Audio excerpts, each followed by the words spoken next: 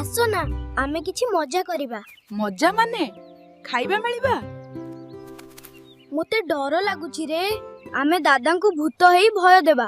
ବାଃ, ତାପରେ ଖାଇବା ମିଳିବା? ନା ନା, ମୁଁ ଭୂତ ହେବିନି। ମୋତେ ଗରମ ଲାଗୁଛି ଏହି ଚାଦର ଭିତରେ। ମୁଁ ଘରକୁ ଯିବି। ଚୁପ୍, ଦାଦା ଆସୁଛନ୍ତି।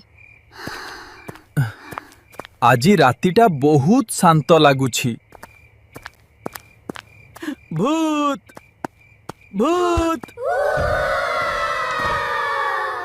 ମୁଁ ଭୂତ। ଅରେ ତମେ ଭୂତ? ତାହେଲେ ମୁଁ ତମର ବାପା ଭୂତ। ସତିକି ଭୂତ। ମୁଁ କହିଥିଲି ନା। ଦୌଡ଼।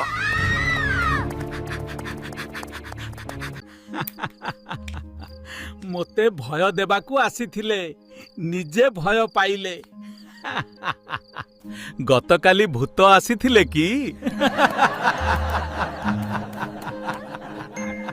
ମୁଁ କହିଥିଲି ଏହା ଖରାପ ଆଇଡିଆ। ଚୁପ୍, ଆଉ ଥରେ ନୂଆ ପ୍ଲାନ୍।